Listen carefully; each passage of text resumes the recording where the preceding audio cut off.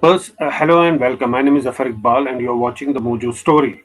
The person responsible for the killing of Sanjay Sharma has been neutralized in an encounter at Pulwama in Kashmir.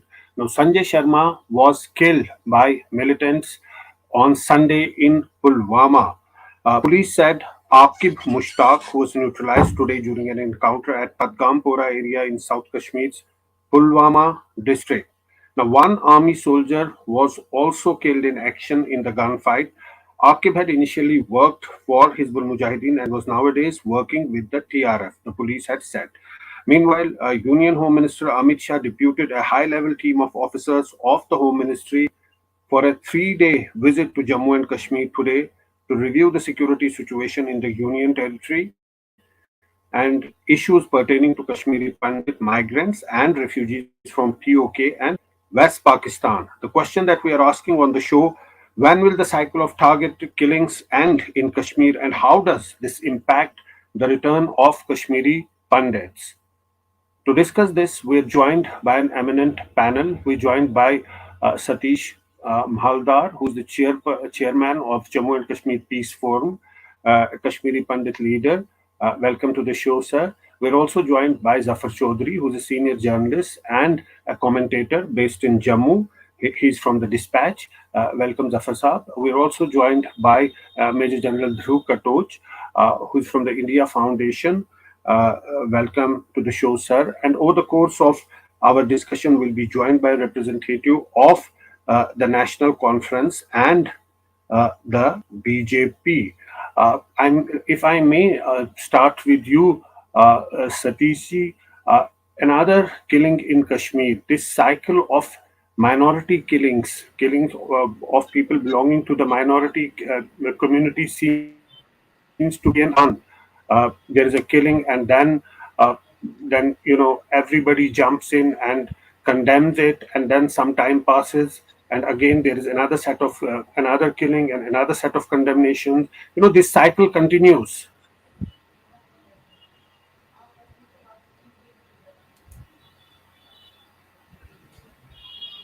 Yes. Recent, yeah, See, we cannot take this particular murder as in isolation. Since the abrogation of Article yeah, 2019, there have been repeated reminders by the terrorist organizations for, and they had been directly, indirectly making the Kashmiri Pandits, Hindus, responsible for the abrogation Article 2019. Time and again, they have warned that they will eliminate the Hindus who are visiting to Kashmir or who are living within the Kashmir. There is a conspiracy because when I see Islam, no doubt, yesterday when I read the letter of the terrorists, that has brought my head into the shame because when I see the people of the Kashmir who believe in Islam, they understand very clearly that they respect the other religious, non-Muslim people. They respect the minorities of the Kashmir. But yesterday, after looking to it, the letter that has really brought me the shame. Because when I see it is a complete, let me very straight on this. There's a complete land mafia which is behind the killing of the minorities within the Kashmir. Yesterday's letter has made it very clear because it has been specified specific to Kashmiri Pandits and the travelers or the people who are taking the accommodation within the Kashmir. right. That is very clearly, and the government has not been in a position to put any control on it. Vis-a-vis, there had been the other situations which has aggravated the situation, that is retrieving of the forest land, imposition of property tax, looking to the frequent cancellation of the JKSSRB exams, FAA exams. There had been another Okay. reasons for it also, but the Okay. primarily Yes, it's a yes. Let me go to Zafar Saab. Zafar Saab, the point that he's trying to make is that there have been a series of developments like the property tax and other things that have happened over the last few days or few months. Is there any link to that, with that, to these minority killings, or this is a pattern? This has been happening here from time to time. It happened last year. It happened last to last year also. Oh, I don't think. You see, there are a number of series of these governance and administrative matters that have been going on that have left a Yeah, lot of people unhappy. For example, yeah, this eviction drive, the forest riots, and the property tax, and a number of other things. But if we start linking the incidents of terrorism with these, initiatives of governance and administration, howsoever people may have been left unhappy with that, then that can be a very, destructive approach that can be very yeah, counterproductive, and that can yeah, confuse our yeah, strategies, that can confuse our approaches to dealing with terrorism. So the incident, the very unfortunate incident of killing of this Kashmiri Pandit gentleman in Pulwama, is a part of the series of the incidents of terrorism that have been happening over a very long time. And we yes, need to, keep on reminding ourselves every time that yeah, we are talking yeah, about Kashmir. And, this current phase of militant violence has been there for last 35 years. So the yeah, only thing that we missed or, boggled ourselves in between was that, this campaign that the government and the BJP and the number of television channels and journalists and academicians and activists ran over last 3.5 years, that look, mm, this one constitutional change that has been made that has rendered Kashmir Valley completely peaceful and without any fear, without any violence or anything.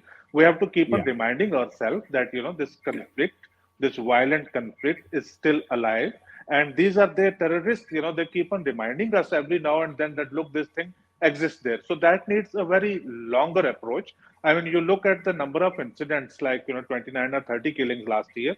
That was a lot below the average that we witnessed in the previous year. So this year, this was first major killing of yeah, a member of the minority, and every single killing, repels. Every single killing pushes us back to yeah, several miles back to our journey on peace, progress, and stability. So I don't think right, that these incidents of terrorism can be linked with the initiatives of governance, howsoever bad those may appear to the people. yeah.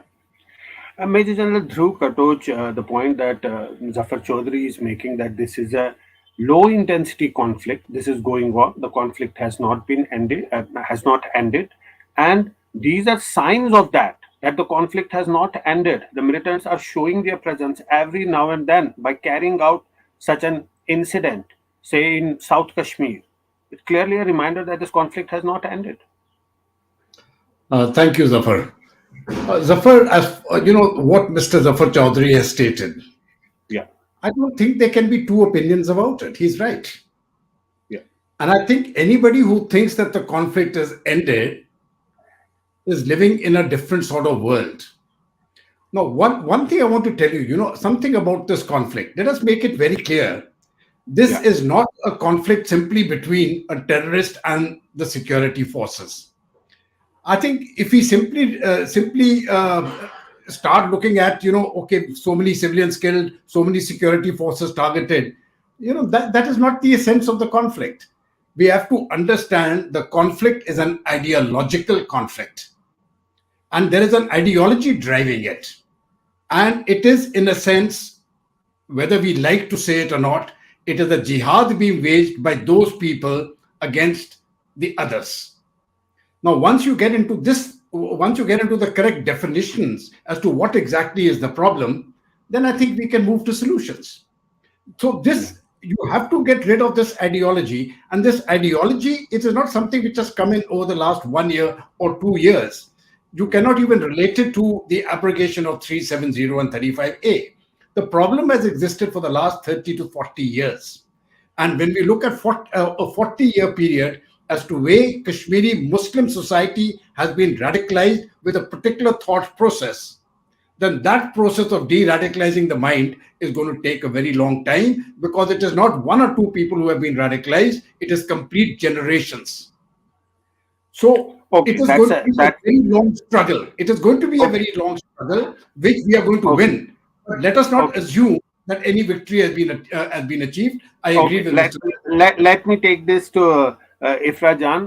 Ifra, the point that General Saab is making, that the society by and large has been radicalized, and it's just a manifestation of that. What do you say? Yeah. You see, Zafar Saab, it always amuses me that nobody uses the word radicalization when we have a Mahapanchayat in the heart of Delhi, in the heart of our capital, where a genocide of our community is called for, and thousands of people chair and participate in that Mahapanchayat.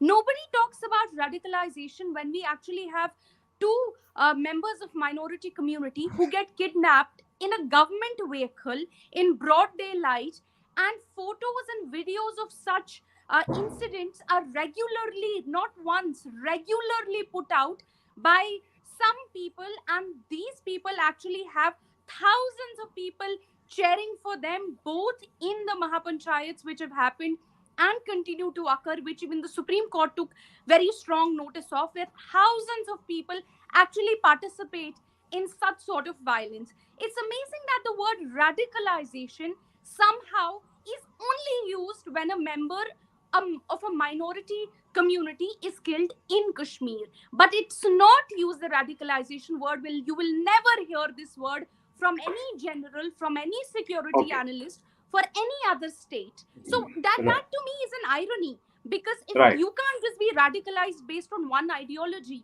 Yes. if you're Yes. killing people, if you're celebrating the killings, if you have people cheering for it, if you have people Okay. actually not just one point, if you have Yeah. people not just celebrating those killings but voting for those people so that these people and their children can Okay. go to the parliament and to the let, state let, assemblies, let, what is let me that? come back let me come back to the point of our discussion.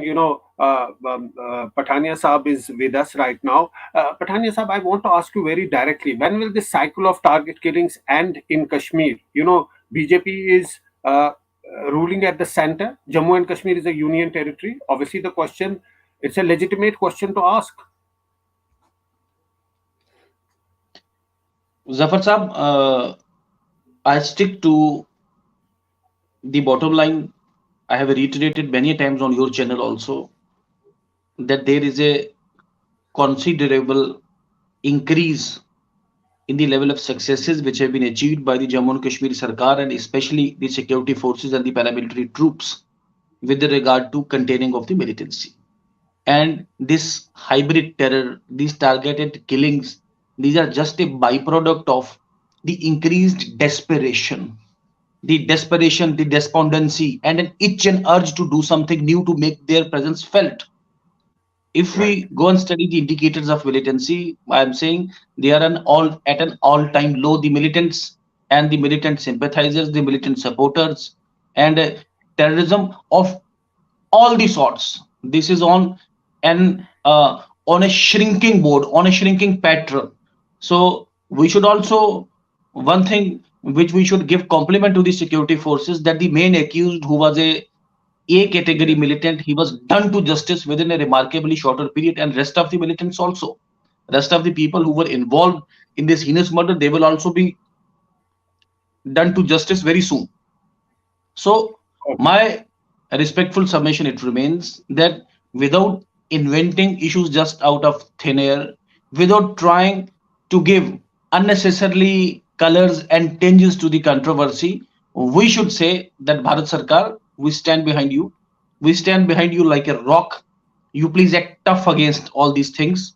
And we should welcome the recent statement and the resolve of the Union Home Minister also, whereby they have talked of setting up a three-layered security structure in Jammu and Kashmir with a zero tolerance for terrorism. So one But thing which but is but very notable, Patania Saab, sir, that's sir, always that sir. resolve was always there. It's not something new. It's been there for years. But I want to play the soundbite of the Lieutenant Governor. What did he say? In fact, he reiterated that resolve. If we can play that soundbite before I go to Zafar Chaudhry. Please. नहीं, ये अत्यंत दुर्भाग्यपूर्ण है, इसकी कड़ी निंदा मैं करता हूं। और जिन लोगों ने भी घटना की है, मुझे लगता है हमारी security forces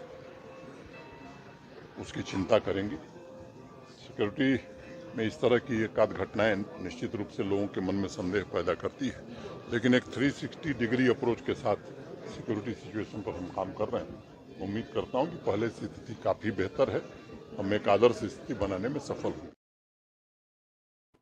Zafar Chaudhry, a 360-degree approach against militancy that's been uh, employed now. Uh, the fact is also that it has not helped Kashmiri Pandits, those who were in Kashmir and who have been protesting in Jammu for some time, to come back and to join their duty. So there is a mismatch there. Although it's also a fact that the security forces gunned down the militant in just a couple of days after this incident took place.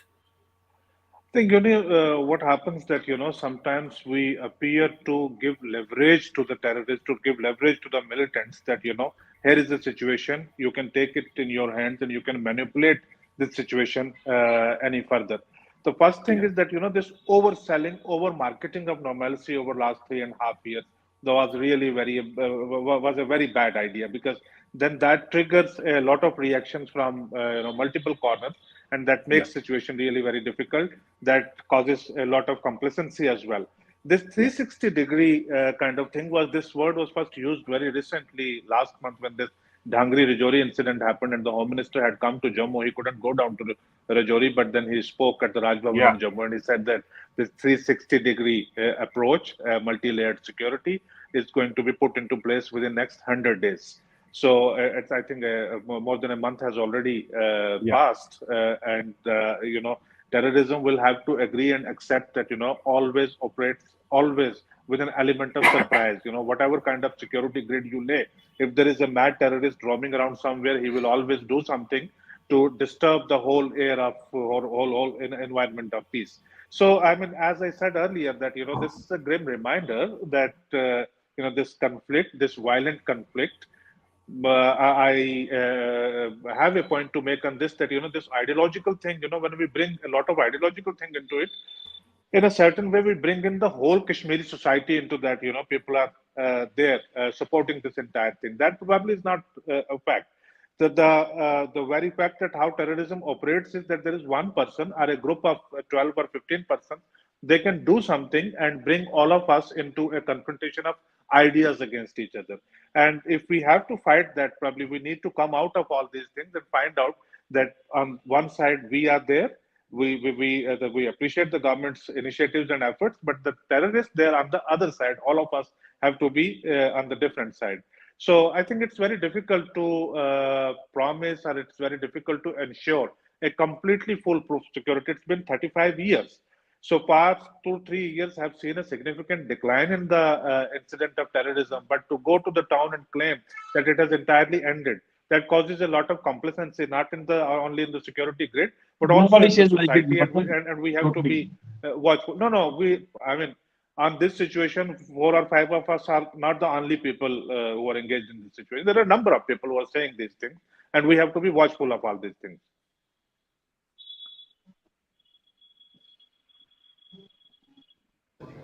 Yeah.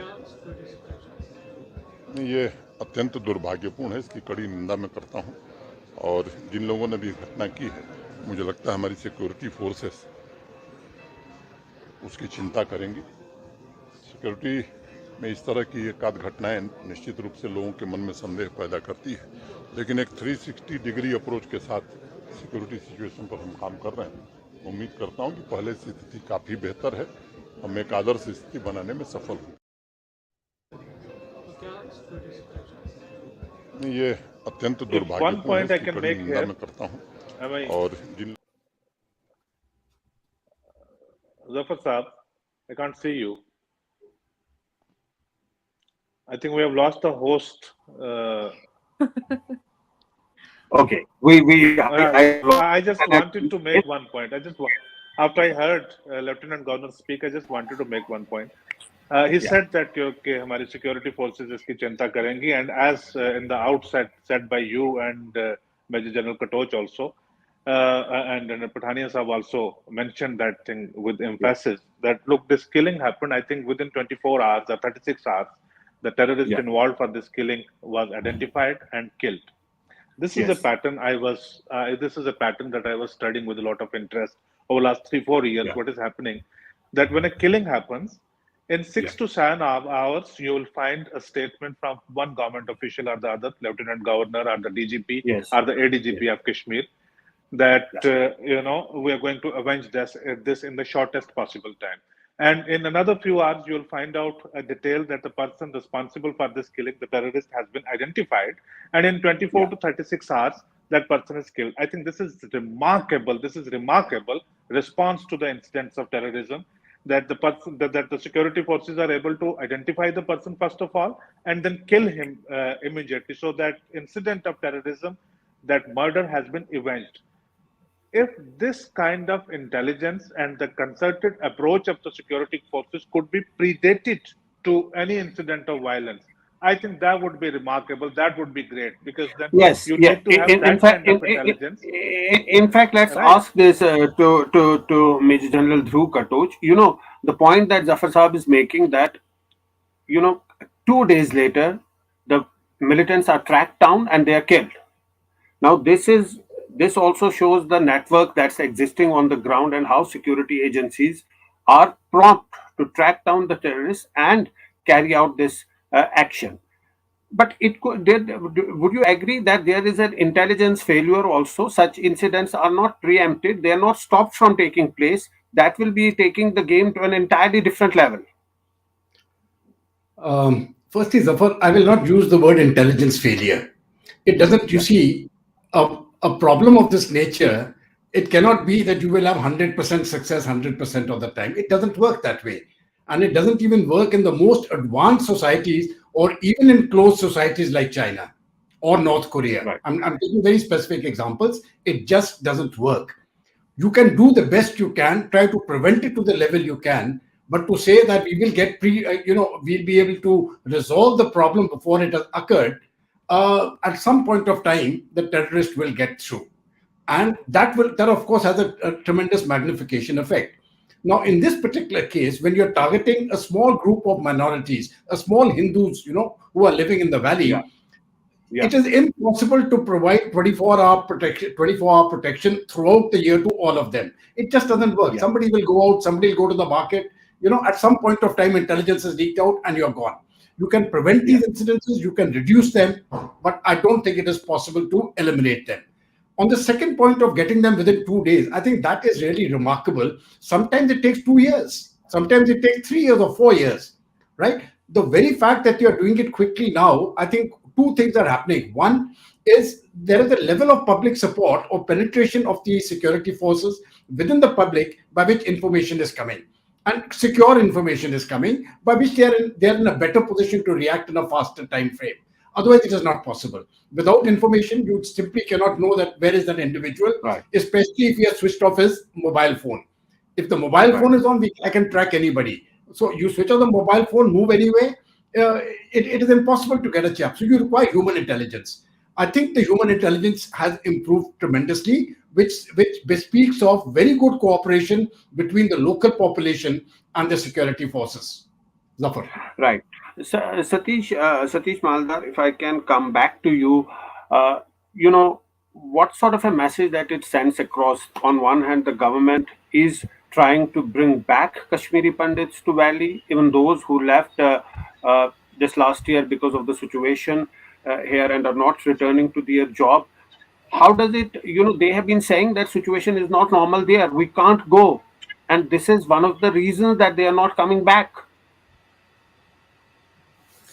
Now, first of all, I just want to say that the world's highest security and secure security grid, if you look into that in the world, I think it's Kashmir. Yeah, And despite having the secure grid, such incidents are happening. The targeted killing is happening. So it's yeah, itself in the question. Now, getting down to the point, the rehabilitation is concerned. We talk about the rehabilitation, first of all. It was the Dr. Manmohan Singh, the vision, a yes. thought which was not implemented, and still it's not getting implemented. In fact, there were the promises made, but has not been fulfilled in terms of, I will say, they were promised that they will, those people who are living in the rented accommodation, they will be given the house rent allowances till date. They have not been given since 2008 till date.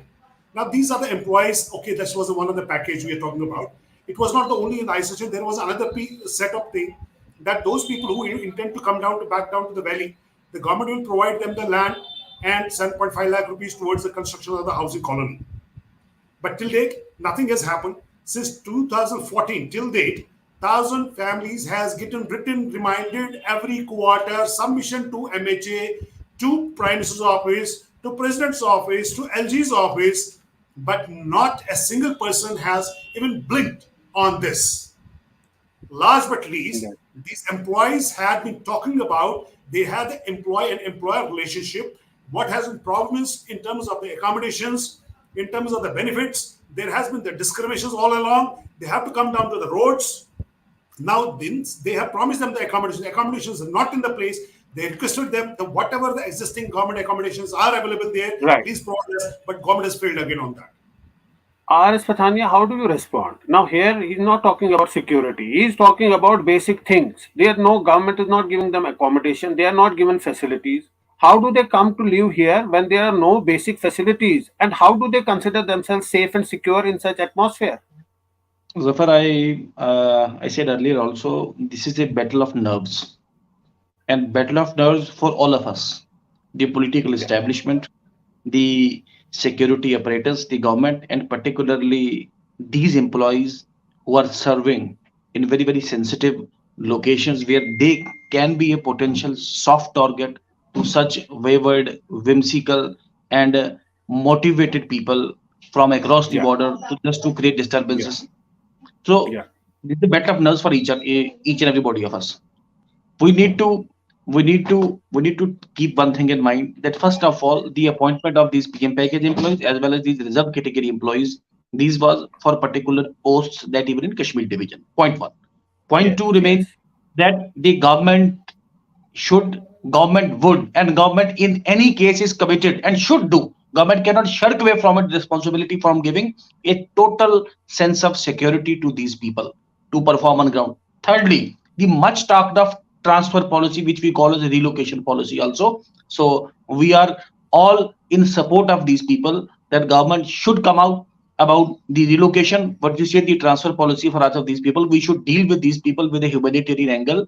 And lastly, which I must say with respect to these people also, giving a residence to all of these people also. This is also very important, and we should welcome the. Though we are, I'm not the spokesperson of the government. We are at a point variant from the government that there should be a transfer relocation policy. There should be a total sense of security, but at least we should appreciate the government's gesture, whereby a major number of these employees have got their pays irrespective of their attendances at that particular points. So we should welcome it also, and we again appeal to the government that as a one-time gesture, those people who have not been given salaries, on simply on the very count that they have not joined, at least they should release their salaries and then come forward with the transfer relocation policy. Then come forward with their various sense of security.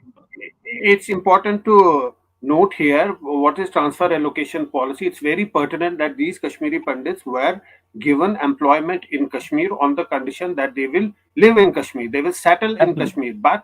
But since last couple of years, there have been repeated killing of members of minority community that has forced most of these employees to go to Jammu and protest there. They are seeking a transfer. So that's putting things into context. But if Rajan, we've been seeing that your party has been countering the government on several things. It has been raising many issues. But on this particular issue of security, do you stand with the government, or what exactly is your assessment of the situation as far as this repeated cycle of minority killings is concerned?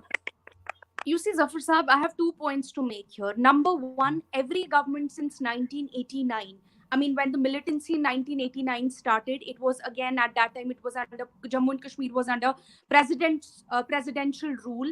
And we saw we had the governor Jagmohan Saab, who was at the helm of affairs. So ever since, starting with Jagmohan Saab's government and the central government at that point, to every government till now, every government has had and fought the security concerns that we have seen in Jammu and Kashmir. We have all seen extreme highs of militancy, which we have seen from 1990s to around 2002. And we have also seen extreme lows, very lows of militancy. For example, in 2011, when then Home Secretary had announced a 25% reduction in troops in Jammu and Kashmir. So we have seen the good days, we've seen the bad days, and every government is fought. Every government has had similar challenges that the BJP government continue has at this point. But why we criticize the BJP government then is because BJP government's approach has been unique.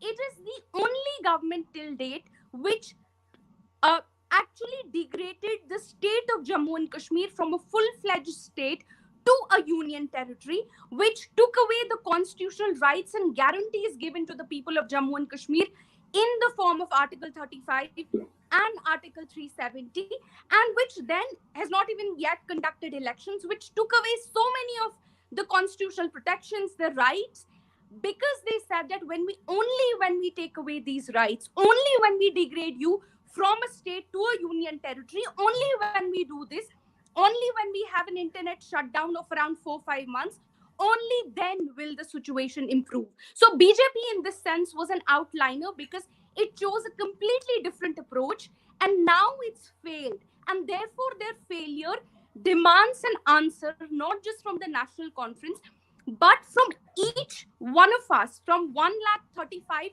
crore of 1 crore 35 lakh people of Jammu and Kashmir, whose vote has been reduced to a municipality vote. कि आपने तो ये कहा था, and what have you Okay. achieved? And Okay. second The one, the last the, the, the one point. point I have to Yeah. Yeah.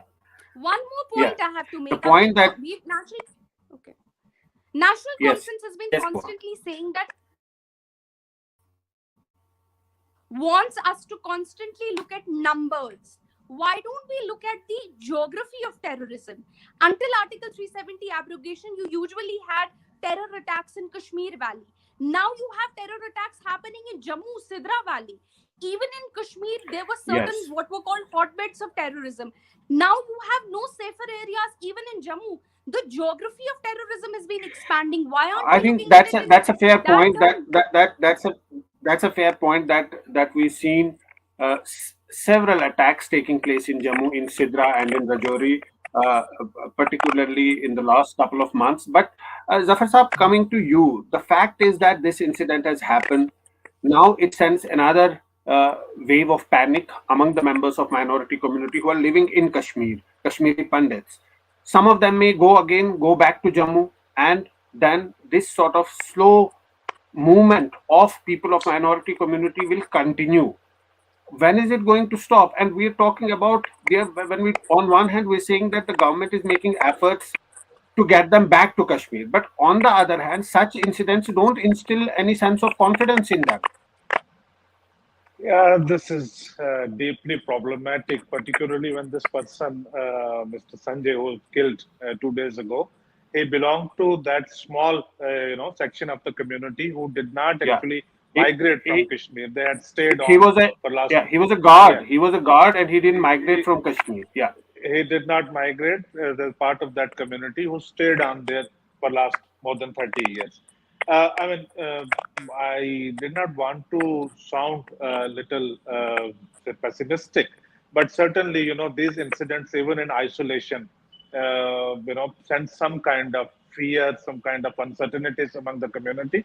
And there is a greater need to build confidence among the community members. I think there are no easy solutions. There are certainly no easy solutions. There are a number of places in the world which saw terrorism for a very long time, and where terrorism was actually, defeated, and they haven't heard of the incidents of terrorism in a very long time. But I don't think that we are going to see that situation very, very soon in Kashmir. It's going to take a little more time. And in the meanwhile, what's very important to do is, recognize at least that this Kashmiri Pandits are very important and intrinsic part of the Kashmiri society and part of Jammu and Kashmir's overall life. And the most basic and the initial thing that probably we can do is that stop their marketing as some symbols of normalcy. I mean, there's a lot of tremendous pressure on them from every side. Pressure from the government, Yeah. pressure from the political parties that, you go there, your and, presence at such and and such place will show that there is some kind of normalcy, and then some, mindless terrorist yes. will come and kill one member of the community to tell everyone that, look, what you are showing is not exactly like that. So it's a very, very difficult situation that needs to be treated very carefully, with sensitivity, with compassion, and to realize and understand the cost of misadventurism and over marketing of human beings, part of the society of Jammu and Kashmir. So Yeah, before I end my yes, comment, I want all of you to realize that how Mr. Pathania has moved to the garden from the room, and that yes, makes all of yes, us very very jealous that yeah, it's yeah, moved to the yeah. garden. Yeah, and he did it very swiftly. The point that Zafar Saab is making is that Kashmiri Pandits not only are they under pressure, but they're living in a constant sense of uncertainty. Also, those who are in Kashmir Valley, it's not easy, of course. And the basic that the government can do, at least provide them good facilities and give them a sense of confidence. Last word to you, Satiji, before I wrap up. Yeah. I just want to say, Mr. Pathanaji is here and all panelists are here. The government is completely in the denial mode. Despite the High Court orders, the people, minority community, especially Kashmiri Pandits who are living in the jobs, they have got High Court orders to give them the employment of 400 numbers. Since 2014 till date, it has not been done. Government of I India, think those are. I think.